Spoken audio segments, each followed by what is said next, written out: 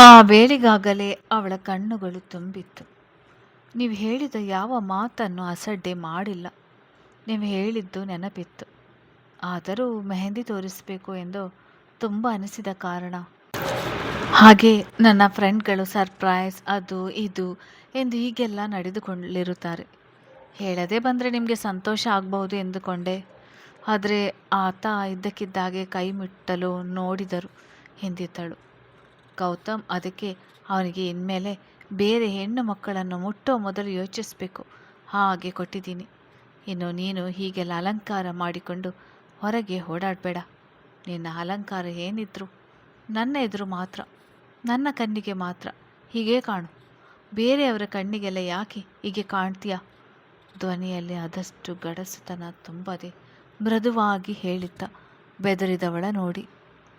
ಚಂದನ ಕೈಯನ್ನು ಹಿಂದಕ್ಕೆ ತೆಗೆದುಕೊಂಡು, ನನ್ನಿಂದ ನಿಮಗೆ ಬೇಜಾರಾಯಿತು, ಜೊತೆಗೆ ಬಿಸ್ನೆಸ್ನಲ್ಲಿ ಲಾಸ್ ಕೂಡ ಆಯಿತು, ನಾನು ಹೊರಡ್ತೇನೆ ಎಂದಿದ್ದಳು.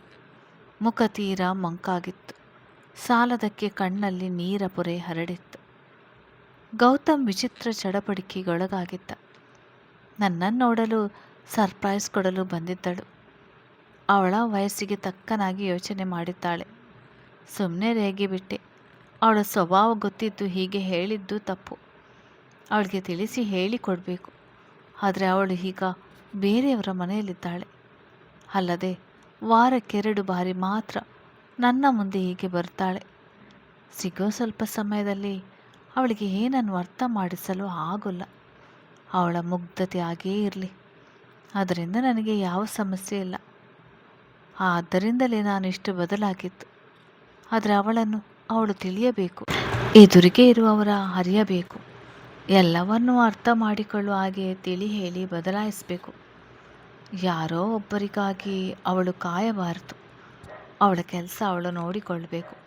ಯಾರು ಇದ್ದರೂ ಇಲ್ಲದಿದ್ದರೂ ಅವಳ ಮುಂದಿನ ಜೀವನದ ಬಗ್ಗೆ ಹೆದರಬಾರ್ದು. ಎಲ್ಲವನ್ನೂ ಸಮರ್ಥವಾಗಿ ನಿಭಾಯಿಸಬೇಕು ಎಂದುಕೊಳ್ಳುತ್ತಿದ್ದವನು ಹೊರಡ್ತೀನಿ ಎಂದ ಧ್ವನಿಗೆ ಎಚ್ಚೆತ್ತು. ಈಗ ಯಾಕೆ ಇದನ್ನೆಲ್ಲ ಯೋಚಿಸ್ತಿದ್ದೇನೆ?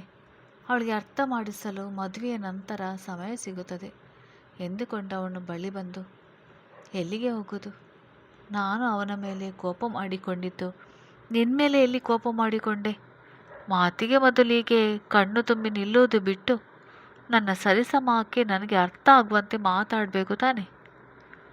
ನೀವು ಕೋಪದಲ್ಲಿದ್ದಾಗ ಕಣ್ಣು ನೋಡಿದರೆ ಭಯ ಆಗುತ್ತೆ. ಭುಜ ಬಳಸಿದವನು, ಯಾಕೆ ಭಯ? ನೀನು ನನಗೆ ಎಷ್ಟು ಮುಖ್ಯ ಅನ್ನೋದು ನಿನಗೆ ಗೊತ್ತು ತಾನೆ. ನಾನು ಹಾಗೆಲ್ಲ ಕೋಪ ಮಾಡಿಕೊಂಡ್ರು ನೀನೇ ತಾನೇ ಸಂಭಾಳಿಸಬೇಕು.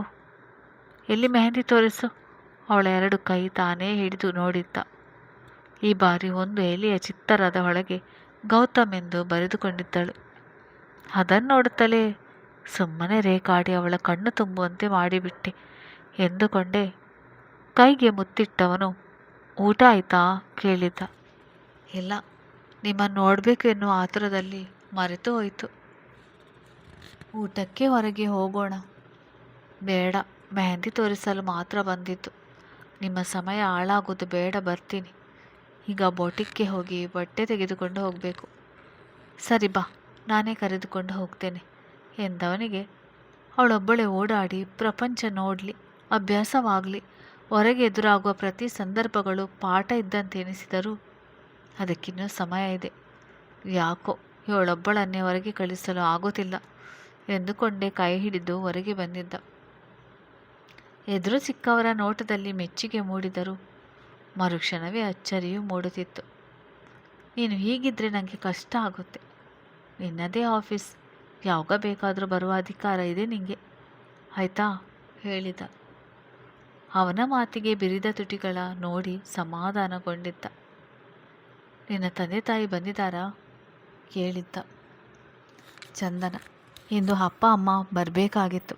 ಆದರೆ ಅಪ್ಪನಿಗೆ ಆಫೀಸ್ನಲ್ಲಿ ಅರ್ಜೆಂಟ್ ಕೆಲಸ ಬಂದ ಕಾರಣ ನಾಳೆ ರಿಸೆಪ್ಷನ್ಗೆ ಬರ್ತಾರೆ. ನಾಳೆ ಮಾತನಾಡ್ತೀರಾ ಕೇಳಿದಳು.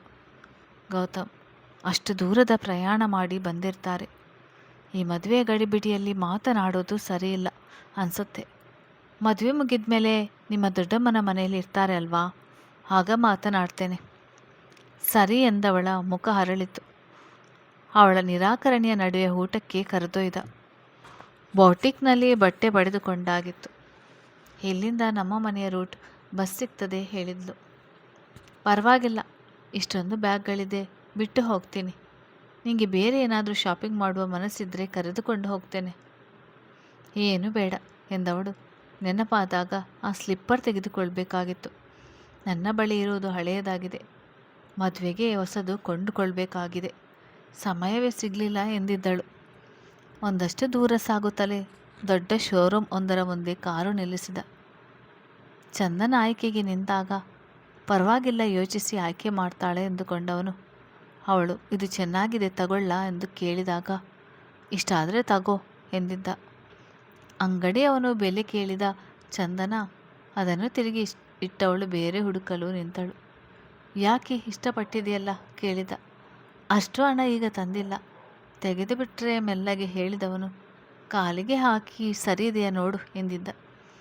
ಅದು ಸ್ವಲ್ಪ ಚಿಕ್ಕ ಅಳತೆ ಆದ ಕಾರಣ ಕಾಲು ಒಳಗೆ ಸರಿಯಾಗಿ ಹೋಗದೇ ಇದ್ದಾಗ ಹಾಗಲ್ಲ ಮೇಡಮ್, ಹೀಗೆ ಹಾಕಿ ಎನ್ನುತ್ತಾ ಚಪ್ಪಲಿ ಅಂಗಡಿಯ ಸೇಲ್ಸ್ ಬಾಯ್ ಅವಳ ಕಾಲಿಡಿದು ತೋರಿಸಲು ನೋಡುತ್ತಿದ್ದಂತೆ ಅವನನ್ನು ತಡೆದ ಗೌತಮ್, ಆ ಕೆಲಸಕ್ಕೆ ನಾನಿದ್ದೀನಿ, ನೀನೋಗಿ ಬೇರೆ ಹೊಸ ಕಲೆಕ್ಷನ್ ಬಂದಿದೆ ತಗೊಂಡ್ಬಾ ಹೇಳಿದವನು ಅವಳ ಮುಂದೆ ಒಂದು ಕಾಲು ನೆಲಕ್ಕೆ ಊರಿ ಮಂಡಿಗಾಲಿನಲ್ಲಿ ಕುಳಿತು ಗಮನ ಕೊಟ್ಟು ಚಪ್ಪಲಿ ಕಾಲಿಗೆ ಹಾಕಿ ನೋಡಿದ. ಅವಳ ಕಾಲಿಗೆ ತುಂಬ ಚೆನ್ನಾಗಿ ಕಾಣುತ್ತದೆ ಎನಿಸಿತು. ನಿಮಗೆ ಕಂಫರ್ಟೇಬಲ್ ಅನಿಸುತ್ತಾ, ಅಥವಾ ಇನ್ನೂ ಸ್ವಲ್ಪ ದೊಡ್ಡದು ಬೇಕಾ ತಲೆ ಎತ್ತಿ ಕೇಳಿದ. ಅದಾಗಲೇ ಅವನು ಕೆಳಗೆ ಕೂರುತ್ತಲೇ ಅವಳ ಕಣ್ಣು ತುಂಬಿತು. ನೋಡಿ ಎದ್ದು ನಿಂತವನು, ಏನಾಯಿತು, ಕಾಲು ನೋವಾಗ್ತಾ ಇದೆಯಾ, ನಿಮಗೆ ಇಷ್ಟ ಇಲ್ಲ ಅಂದರೆ ಬೇಡ ಎಂದಿದ್ದ. ಅಂಗಡಿ ಎನ್ನುವುದನ್ನು ನೋಡದೆ ಅವನ ಭುಜಕ್ಕೆ ಹೊರಗೆ ಕೈ ಹಿಡಿದವಳು, ನೀವು ನನ್ನ ಕಾಲು ಹಾಗೆ ಚಪ್ಪಲಿ ಮುಟ್ಟುವುದು ಬೇಡ, ತಪ್ಪಾಗುತ್ತದೆ. ನಿಮ್ಮ ಸ್ಥಾನ ಏನು, ನೀವೀಗೆ ಕುಳಿತಾಗ ಒಂದು ರೀತಿ ಆಯಿತು ಎಂದಿದ್ದಳು. ಗೌತಮ್, ಯಾಕೆ ಹಾಗೆ ಅಂದುಕೊಳ್ಳುತ್ತೀಯ, ಇದು ನನ್ನ ಡ್ಯೂಟಿ, ನಿಂಗೆ ಇಷ್ಟ ಆಯಿತಾ ಎಂದಿದ್ದ. ಸರಿಯಾಗಿ ನಿಂತವಳು, ಇಷ್ಟ ಆಯಿತು, ಇದೇ ಇರಲಿ ಎಂದಿದ್ದಳು. ಗೌತಮ್ ಅದನ್ನು ಪ್ಯಾಕ್ ಮಾಡುವಂತೆ ಹೇಳಿದವನು ಅವಳ ಕಾಲು ಮುಟ್ಟಿ ಹತ್ತಿರದಿಂದ ನೋಡಿದ್ದ ಕಾರಣ ಅವಳ ಕಾಲಿಗೆ ಹೊಂದಿಕೆ ಆಗುವಂಥ 4-5 ಜೊತೆ ಸ್ಲಿಪ್ಪರ್ಗಳನ್ನು ತಾನೇ ಆಯ್ಕೆ ಮಾಡಿ ಅವುಗಳನ್ನು ಪ್ಯಾಕ್ ಮಾಡುವಂತೆ ಹೇಳಿ ತನ್ನ ಕಾರ್ಡ್ ಕೊಟ್ಟಿದ್ದ. ಚಂದನ, ಇಲ್ಲಿ ತುಂಬ ದುಬಾರಿ, ಬೇರೆ ಕಡೆ ಇನ್ನೂ ಕಡಿಮೆಗೆ ಸಿಗುತ್ತದೆ, ಅಲ್ಲದೆ ನನ್ನೊಬ್ಬಳಿಗೆ ಇಷ್ಟೊಂದು ಯಾಕೆ ಕೇಳಿದಳು. ಮದುವೆ ಆದಮೇಲೆ ಶಾಪಿಂಗ್ ಮಾಡಲು ಟೈಮ್ ಇರಲ್ಲಲ್ವಾ, ಅದಕ್ಕೆ ತೋಟದಲ್ಲಿ ಹಾಕಿಕೊಂಡು ಓಡಾಡಲು, ವಾಶ್ರೂಮ್ಗೆ ಹೋದಾಗ ಉಪಯೋಗಿಸಲು, ಮನೆಯೊಳಗೆ ಹಾಕಿಕೊಂಡು ಓಡಾಡಲು, ಇನ್ನು ಉಳಿದವು ಹೊರಗಿನ ಹೋರಾಟಕ್ಕೆ. ನಿಂಗೆ ಇಷ್ಟ ಆಯಿತು ತಾನೇ ಎಂದಿದ್ದ. ಒಂದಕ್ಕಿಂತ ಒಂದು ಬೇರೆಯಾಗಿ ಸುಂದರವಾಗಿ ಇದ್ದದ್ದು ಗಮನಿಸಿದವಳು ಆಯಿತು ಎನ್ನುವಂತೆ ತಲೆಯಾಡಿಸಿದಳು. ಅವುಗಳನ್ನು ಅವನೇ ಹಿಡಿದು ಬಂದವನು, ಎಲ್ಲ ನೀನೇ ತೆಗೆದುಕೊಂಡು ಹೋಗ್ತೀಯಾ ಕೇಳಿದ್ದ. ಬೇಡ, ಇದೊಂದೇ ಜೊತೆ ಸಾಕು, ಅಲ್ಲೇ ಇರಲಿ, ಮುಂದೆ ಹೇಗೋ ಎಂದವಳ ಮುಖ ತುಂಬ ನಗು ಮೂಡಿತು. ಗೌತಮ್ಗೆ ಅವಳ ನಗುವಿನಲ್ಲಿ ಕ್ಷಣ ಮೈಮರೆಯುವ ಮನಸ್ಸಾಗಿತ್ತು. ಕಾರಿನಲ್ಲಿ ಕುಳಿತುಕೊಳ್ಳುತ್ತಲೇ, ನಾಲಾಯಕ್, ಆಫೀಸ್ಗೆ ಹೋಗೋಣ ಕೇಳಿದ್ದ. ಅವನ ಕಣ್ಣಿನಲ್ಲಿ ಕೋರಿಕೆ ಕ್ಷಣ ಕರಗಿದವಳು ಮರುಕ್ಷಣವೇ, ಮನೆಯಲ್ಲಿ ನನ್ನ ಕಾಯ್ತಾ ಇರ್ತಾರೆ, ತಡವಾದರೆ ಗಾಬರಿಗೊಳ್ತಾರೆ ತಲೆ ತಗ್ಗಿಸಿ ಹೇಳಿದ್ದಳು. ಹಿಡಿದಿದ್ದ ಕೈಗೆ ಮುತ್ತಿಟ್ಟು, ಇತ್ತೀಚೆಗೆ ದೂರ ಉಳಿಯಲು ಆಗುತ್ತಿಲ್ಲ, ನಿಂಗೆ ಹಾಗೆಲ್ಲ ಅನ್ಸಲ್ವಾ ಕೇಳಿದ್ದ. ಅನಿಸುತ್ತೆ, ನಿಮ್ಮ ಹಾಗೆ ಧೈರ್ಯವಾಗಿ ಎಲ್ಲವನ್ನು ಹೇಳಿಕೊಳ್ಳಲು ಬರೋಲ್ಲ, ಏನಾದರೂ ಅನಿಸಿದರೆ ನೇರವಾಗಿ ನನ್ನ ಜೊತೆ ಹೇಳಬೇಕು ತಾನೆ, ಅದು ನನ್ನ ಹಕ್ಕು ಎಂದಿದ್ದ. ಮನೆಯ ಮುಂದೆ ಕಾರು ನಿಂತಾಗ ಬಟ್ಟೆಗಳಿದ್ದ ಬ್ಯಾಗ್ ಕೈಯಲ್ಲಿ ಹಿಡಿದವಳು ಕಾರಿನಿಂದ ಇಳಿಯುವ ಮುನ್ನ, ಒಮ್ಮೊಮ್ಮೆ ನೀವಂದರೆ ಎಲ್ಲರಿಗಿಂತ ಹೆಚ್ಚು ಅನಿಸುತ್ತೆ, ನಿಮಗೆ ಒಳ್ಳೆ ಹೆಂಡತಿಯಾಗಿರಬೇಕು ಅನಿಸುತ್ತೆ, ಇನ್ನು ಹೀಗೆ ಕೆಲವು ಅನಿಸಿಕೆಗಳು ಕೇಳಿದರೆ ನಿಮಗೆ ಹಾಸ್ಯಾಸ್ಪದ ಅನ್ನಿಸ್ಬೋದು ಹೇಳುತ್ತಾಳೆ ಇಳಿದವಳು ಅದೇ ಮೃದು ನಗು ನೀಡಿ ನಡೆದಿದ್ದಳು. ಅವಳ ಮಾತು ಕೇಳುತ್ತಲೇ ಕೈ ಚಾಚಿದ್ದ. ಅವಳು ಹೇಳಿದದ್ದು ನೋಡಿ ಅವಳಿಗೆ ಹೇಳಲು ಹೊರಟಿದ್ದ ಮಾತುಗಳು ಅವನಲ್ಲೇ ಉಳಿದಾಗ, ಇಂದು ಮನೆಗೆ ಬರ್ತೀಯಾ ಕೇಳಿದ್ದ. ನೋಡ್ತೀನಿ, ಆಗೋಲ್ಲ ಅನಿಸುತ್ತೆ, ದೊಡ್ಡಮ್ಮ ಎಲ್ಲದಕ್ಕೂ ನನ್ನನ್ನೇ ಕೂಗ್ತಾ ಇರ್ತಾರೆ, ಸಾಧ್ಯ ಆದರೆ ನೋಡು, ಕಾಯ್ತಾ ಇರ್ತೀನಿ ಹುಷಾರು ಹೇಳಿ ಕಾರ್ ಸ್ಟಾರ್ಟ್ ಮಾಡಿದ. ಮಗಳ ಆ ಸ್ಥಿತಿಯಲ್ಲಿದ್ದ ಕಾರಣ ರಾಜು ಅವರು ಯಾವ ಕೆಲಸಕ್ಕೂ ಗಮನ ಕೊಟ್ಟು ಓಡಾಡದೇ ಇದ್ದರು. ದುಡ್ಡು ಮಾತ್ರ ಧಾರಾಳವಾಗಿ ಖರ್ಚು ಮಾಡುತ್ತಿದ್ದ ಕಾರಣ ಛತ್ರದ ಒಳಗೂ ಹೊರಗೂ ಯಾವುದಕ್ಕೂ ಕುಂದುಕೊರತೆ ಇಲ್ಲದಂತೆ ಎಲ್ಲ ವ್ಯವಸ್ಥೆಯಾಗಿತ್ತು. ಮನೆಯಲ್ಲಿ ಲ್ಯಾಪ್ಟಾಪ್ ಹಿಡಿದು ಕುಳಿತಿದ್ದ ಮೊಮ್ಮಗನನ್ನು, ಯಾಕೋ ನೀನು ರಿಸೆಪ್ಷನ್ಗೆ ಬರೋಲ್ವಾ? ನಡೆದದ್ದು ನಡೆದು ಹೋಯಿತು. ರಾಜು ಅವರ ಹೆಂಡತಿ ಸಮೇತ ಮನೆಗೆ ಬಂದು ಇಬ್ಬರು ಅಷ್ಟು ಹೇಳಿ ಹೋಗಿದ್ದಾರೆ. ನೀವೇ ನಿಂತು ಓಡಾಡಬೇಕು ಎಂದು. ನಾವು ಹೋಗದೇ ಇದ್ದರೆ ತಪ್ಪಾಗ್ತದೆ ಎಂದಿದ್ರು. ಗೌತಮ್ಗೆ ರಾಜು ಅವರು ಆಫೀಸ್ಗೆ ಬಂದು ಕೈ ಹಿಡಿದು ಮತ್ತೊಮ್ಮೆ ಕ್ಷಮೆ ಕೇಳಿ ಮದುವೆಗೆ ಬರಲೇಬೇಕೆಂದು ಒತ್ತಾಯಿಸಿ ಹೋಗಿದ್ದು ನೆನಪಾಗಿತ್ತು. ಹಾಗೆ ಹಿಂದಿನ ದಿನ ಅವಳು ಕಳಿಸಿದ್ದ ಮೆಸೇಜ್ ಮತ್ತೊಮ್ಮೆ ನೋಡಿದ್ದ. ಕಾಯ್ತಾ ಇರ್ತೀನಿ, ನೀವು ಬಂದರೆ ಅಪ್ಪನನ್ನು ಪರಿಚಯ ಮಾಡಿಕೊಳ್ಬಹುದಿತ್ತು. ನೀವೆಲ್ಲ ಹೋಗಿರಿ, ನಾನು ನಿಧಾನಕ್ಕೆ ಬರ್ತೀನಿ ಎಂದವನು ಬಂದ ರಮೇಶ್ಗೆ ಹೊರಗಿನ ವಾತಾವರಣ ಸರಿಯಿಲ್ಲ. ಮಳೆ ಬರುವ ಆಗಿದೆ. ಮುಖ ತೋರಿದ ಶಾಸ್ತ್ರ ಮಾಡಿ ಕರೆದುಕೊಂಡು ಬಂದು ಬಿಡು. ಮಗುವಿಗೆ ಪಾವನಿಗೆ ಕೋಲ್ಡ್ ಆದ್ರೆ ಕಷ್ಟ ಎಂದವನು ರೇಷ್ಮೆ ಸೀರೆ ಉಟ್ಟು ರೆಡಿಯಾಗಿ ಬಂದ ಪಾವನಿಯ ನೋಡಿ ಕಣ್ಣಲ್ಲಿ ಮೆಚ್ಚುಗೆ ಸೂಸಿದವನು ಏನೋ ಕೊರತೆ ಇದೆ ಎನಿಸಿದಾಗ ನೀವು ಹೊರಡುವಷ್ಟರಲ್ಲಿ ಹೂ ತಂದು ಬಿಡ್ತೀನಿ ಎನ್ನುತ್ತಾ ಎದ್ದು ನಿಂತಿದ್ದ. ಪಾವನಿಯನ್ನು ಮನಸ್ಸಿನಿಂದ ತನ್ನ ತಂಗಿ ಎಂದೇ ತೀರ್ಮಾನಿಸಿದ ಅವನ ಬಗ್ಗೆ ಮನ ಅದೇ ವಾತ್ಸಲ್ಯದಲ್ಲಿ ಹಾಗೆಯೇ ಮಿಡಿಯುತ್ತಿತ್ತು. ಅವಳ ಬಗ್ಗೆ, ಮಕ್ಕಳ ಬಗ್ಗೆ ಕಾಳಜಿ ತೋರುವುದರ ಜೊತೆಗೆ ರಮೇಶ್ನ ಜೊತೆ ಮೊದಲಿನ ಸ್ನೇಹ ಇದ್ದರೂ ಈಗ ಇನ್ನೂ ಗೌರವದಿಂದ ನಡೆದುಕೊಳ್ಳುತ್ತಿದ್ದ. ಬಳಿ ಬಂದ ಪಾವನಿ ಅವನನ್ನು ತಡೆದವಳು ಅವನ ಕಣ್ಣಿನಲ್ಲಿದ್ದ ಮೆಚ್ಚುಗೆ ಗಮನಿಸಿ ಅವಳ ಹೃದಯ ಮಿಡಿದಿತ್ತು. ಒಡ ಹುಟ್ಟಿದ ನಿಜವಾದ ಅಣ್ಣನ ಪ್ರೀತಿಗೂ ಮಿಗಿಲು ಎನಿಸಿತು. ತಂದೆಯ ಸ್ಥಾನ ಕೂಡ ತುಂಬುತ್ತಿದ್ದಾರೆ ಎನಿಸುತ್ತಲೇ ಕೈ ಹಿಡಿದವಳು ಭುಜಕ್ಕೆ ಹಣೆ ಕೊಟ್ಟಿದ್ದಳು. ಗೌತಮ್, ಯಾಕೆ, ಏನಾಯ್ತು? ರಮೇಶ್ ಏನಾದ್ರೂ ಹೇಳಿದ್ನಾ ಕೇಳಿದ್ದ. ಜಿನುಗಿದ ಕಣ್ಣೀರು ತೊಡೆದುಕೊಂಡವಳು, ನನಗೆ ನಾನು ಅನಾಥಾಶ್ರಮದಲ್ಲಿ ಬೆಳೆದವಳು ಎಂದೇ ಅನಿಸುತ್ತಿಲ್ಲ. ಕಳೆದುಕೊಂಡದ್ದೆಲ್ಲ ಸಿಕ್ಕಿದೆ. ಇದು ನನ್ನ ಮನೆ. ನೀನು ನನ್ನ ಅಣ್ಣ ಅಷ್ಟೇ ಅಲ್ಲ, ತಂದೆ ತಾಯಿ ಎಲ್ಲ ಅನಿಸ್ತಿದೆ. ನೀವು ನನಗೆ ತೋರಿರುವ ಪ್ರೀತಿ, ಕಾಳಜಿ, ಕನಿಕರದಿಂದ ಕೂಡಿಲ್ಲ, ತಂಗಿ ಅನ್ನುವ ಅಧಿಕಾರದಿಂದ ಕೂಡಿರುತ್ತದೆ ಎಂದಿದ್ದಳು ಸಣ್ಣ ಬಿಕ್ಕಳಿಕೆಯೊಂದಿಗೆ. ಹೀಗೆಲ್ಲ ಮಾತನಾಡ್ಬೇಡ ಪಾವನಿ. ಯಾಕೆ, ಹೇಗೆ, ಏನು ಎಂದು ಗೊತ್ತಿಲ್ಲ. ನೀನು ಈ ಮನೆಯವಳೆ. ನಿನ್ನ ಜವಾಬ್ದಾರಿ ಪೂರ ನನಗೆ ಸೇರಿತ್ತು ಎನ್ನಿಸ್ತಿದೆ. ನಿಂಗೆ ಚೂರು ನೋವಾದ್ರೂ ನನಗೆ ಸಹಿಸುವುದಕ್ಕೆ ಆಗುವುದಿಲ್ಲ. ಯಾವಾಗಲೂ ನಿನ್ನ ಮುಖದಲ್ಲಿ ನಗು ನೋಡುವುದಕ್ಕೆ ಬಯಸುತ್ತೇನೆ. ನಿಂಗೆ ಅಣ್ಣ, ತಂದೆ, ತಾಯಿ ಎಲ್ಲ ನಾನೇ ಹೇಳುತ್ತಲೇ ಅವಳ ತಲೆ ನೆವರಿಸಿ, ನೀನು ನನ್ನ ಬಳಿ ಏನೇ ಕೇಳ್ಬೇಕೆಂದ್ರೂ ಹೆದರದೆ, ಅಂಜಿಕೆ ಇಟ್ಟುಕೊಳ್ಳದೆ ಅಕ್ಕಿನಿಂದ ಗರ್ಭದಿಂದ ಕೇಳಿದ್ರೆ ನನಗೆ ಸಂತೋಷವಾಗ್ತದೆ. ಈ ಮನೆ ಮೇಲೆ, ನನ್ ಮೇಲೆ ನಿಂಗೆ ಹಕ್ಕಿದೆ ಎಂದಿದ್ದ. ಇಬ್ಬರ ನೋಡುತ್ತಾ ಸುತ್ತ ಉಳಿದವರ ಕಣ್ಣು ತುಂಬಿತು. ರಮೇಶ್ ಸಂದರ್ಭ ಹಗುರಗೊಳಿಸಲು, ನಿನ್ನ ಕಣ್ಣು ತುಂಬಿದ್ದು ಪ್ರೀತಿಯಿಂದ ಎಂದು ಹೇಳಿಬಿಡೆ. ಇಲ್ಲದಿದ್ರೆ ನಿನ್ನ ಅಣ್ಣ ನನಗೊಂದು ಗತಿ ಕಾಣಿಸ್ತಾನೆ ಅಷ್ಟೆ. ಅವನ ಕೈಯಲ್ಲಿ ಒದೆ ತಿಂದವರು ಎದ್ದು ನಿಲ್ಲುವುದು ಕಷ್ಟ ಎಂದಿದ್ದ. ಗೌತಮ್ ಕಾರಿನ ಕೀ ಕೈಗೆತ್ತಿಕೊಂಡಾಗ ಪಾವನಿ, ಅಣ್ಣ, ಸದ್ಯಕ್ಕೆ ಹೂ ಮುಡಿಯುವಂತಿಲ್ಲ. ಶಾಸ್ತ್ರ ಅದು ಹಾಗೆ, ಹೂವಿನಲ್ಲಿ ಹುಳು ಈ ರೀತಿ ಏನಾದರೂ ಇದ್ದು ಮಗು ಕಿವಿಗೆ ಹೋಗುವುದು ಅಥವಾ ಬೇರೆ ಅಲರ್ಜಿ ಆದ್ರೆ ಕಷ್ಟ. ಹಾಗೆ ಬಾಣಂತಿಯರು ಚೆನ್ನಾಗಿ ಕಾಣಬಾರ್ದು. ಈಗ ನಾನು ರೆಡಿಯಾಗಿರುವುದೇ ಹೆಚ್ಚು. ಪದ್ಮಾ ಅವರು ಅಷ್ಟು ಪ್ರೀತಿಯಿಂದ ಕರೆದಿದ್ದಾರೆ, ಹಾಗಾಗಿ ಬರ್ತಾ ಇದ್ದೇನೆ ಎಂದಿದ್ದಳು. ತಂದೆ ತಾಯಿ ಅಣ್ಣ ಬಂದಿದ್ದು ಚಂದನಗೆ ಇನ್ನಿಲ್ಲದ ಸಂತೋಷ ನೀಡಿತ್ತು. ಬಂದಾಗಿನಿಂದ ಹೆಚ್ಚು ಸಮಯ ಅವರ ಜೊತೆ ಉಳಿದಿದ್ದಳು. ನಂದನ್ಗೆ ತಂಗಿಯನ್ನು ನೋಡಿ ಒಂದು ರೀತಿ ಅಪರಾಧಿ ಭಾವ ಕಾಡಿತ್ತು. ಅವಳಿಗೆ ತಿಳಿಯದೆ ಮದುವೆ ನಿಶ್ಚಯಿಸಿದ ಬಗ್ಗೆ. ಆದರೆ ತಂದೆಯ ಮಾತು ಮೀರದೆ ಅವಳಿಗೆ ಏನನ್ನು ಹೇಳದೆ ಉಳಿದಿದ್ದ. ಅವಳಲ್ಲಿನ ಬದಲಾವಣೆ ಗುರುತಿಸಿದವನು ಚಂದನ ಒಪ್ಪಿಗೆ ಕೇಳಬೇಕಾಗಿತ್ತು ಎಂದುಕೊಂಡಿದ್ದ. ಕೃಷ್ಣ ಪ್ರಸಾದ್ ಅವರಿಗೆ ಮಗಳು ಮೊದಲಿಗಿಂತ ಬೆಳೆದಿದ್ದಾಳೆ ಎನಿಸಿತು. ನೋಡಿ ಸಂಭ್ರಮಿಸಿದರೂ ಕೂಡ ಮತ್ತೆ ಮದುವೆಯಾಗಿ ಗಂಡನ ಮನೆಗೆ ಹೋಗಿಬಿಡ್ತಾಳಲ್ಲ ಎಂದು ನೊಂದುಕೊಂಡಿದ್ದರು. ಸಮಯ ನೋಡಿ ಮೊದಲು ಹೋಗಿ ಆದ್ರಿಯನ್ನು ನೋಡಿ ಬರುತ್ತೇನೆ ಎಂದವರು ಕುಟುಂಬದವರೊಂದಿಗೆ ಹೋಗಿ ಅವಳನ್ನು ನೋಡಿ ಬಂದಿದ್ದರು. ರಿಸೆಪ್ಷನ್ ಸಮಯ ಹೆಚ್ಚು ಕಡಿಮೆ ಎಲ್ಲರೂ ತಯಾರಾಗಿ ಬಂದವರ ಸ್ವಾಗತಿಸಲು ಹೊರಗೆ ನಡೆದಿದ್ದರು. ಪಿಸ್ತಾ ಬಣ್ಣದ ಲೆಹೆಂಗಾ ತೊಟ್ಟು ಬ್ಯೂಟಿಷಿಯನ್ ಅವರ ಕೈಯಿಂದ ಅಲಂಕಾರ ಮಾಡಿಸಿಕೊಂಡಿದ್ದ ಚಂದನ ಕಡೆಗೆ ಎಲ್ಲರ ಮೆಚ್ಚುಗೆಯ ನೋಟ ಇದ್ದರೆ, ಅವಳು ಗೌತಮ್ ಕಣ್ಣಿನಲ್ಲಿ ಮೂಡುವ ಒಂದು ಮೆಚ್ಚುಗೆ ನೋಡಲು ತುದಿಗಾಲ್ನಲ್ಲಿ ನಿಂತವಳಂತೆ ಬಾಗಿಲ ಕಡೆಗೆ ನೋಡುತ್ತಾ ಉಳಿದಿದ್ದಳು. ಛತ್ರದ ಬಾಗಿಲಲ್ಲಿ ಕಂಡವರ ಕಡೆ ಧಾವಿಸಿ ಬಂದವಳ ನೋಟ ಹಿಂದಕ್ಕೆ ಹೋಗಿ ಬಂದಿತ್ತು. ನಿರಾಸೆಯೊಂದಿಗೆ ಹಾಗಾದ್ರೆ ಅವರು ಬರೋಲ್ವಾ ಎಂದುಕೊಂಡವಳ ಮುಖ ಮಂಕಾಗಿತ್ತು.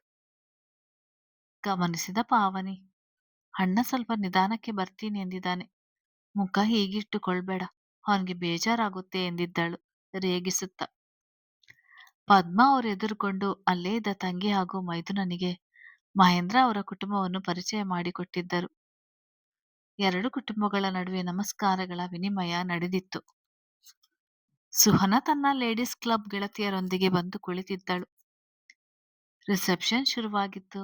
ಸ್ವಲ್ಪ ಸಮಯದ ನಂತರ ಅಲ್ಲಲ್ಲಿ ಗುಸಗುಸ ಹರಿದಾಡುವುದರ ಜೊತೆಗೆ ಅಲ್ಲಿ ಗೌತಮ್ ವರ್ಮಾ ಎನ್ನುವ ಮಾತುಗಳು ಕೇಳುತ್ತಿದ್ದಂತೆ ಸುಹಾನ ತಿರುಗಿ ನೋಡಿದಳು. ಅವನನ್ನು ನೋಡುತ್ತಲೇ ತನ್ನ ಗಂಡನಿಗೆ ತನ್ನ ಸತ್ಯ ಹೇಳಿಬಿಟ್ಟನಲ್ಲ ಎಂದು ಮೂಡಿದ್ದ ಕೋಪ ಹೇಳ ಹೆಸರಿಲ್ಲದಂತೆ ಹೋಗಿತ್ತು. ಮನ ಮತ್ತೆ ಅವನನ್ನು ಬಯಸಿತು.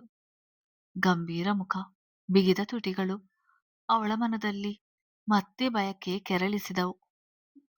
ಗೌತಮ್, ಅಷ್ಟು ಸುಲಭವಾಗಿ ನಿನ್ನನ್ನು ಬಿಟ್ಟುಕೊಡಲಾರೆ. ನಿನ್ನ ಹುಡುಗಿ ಆದ್ರಿ ಅಲ್ಲ ಎಂದು ತಿಳಿಯಿತು. ಮತ್ತೆ ಯಾರವಳು? ನಿನ್ನ ಆಯ್ಕೆ ಹೇಗಿದೆ?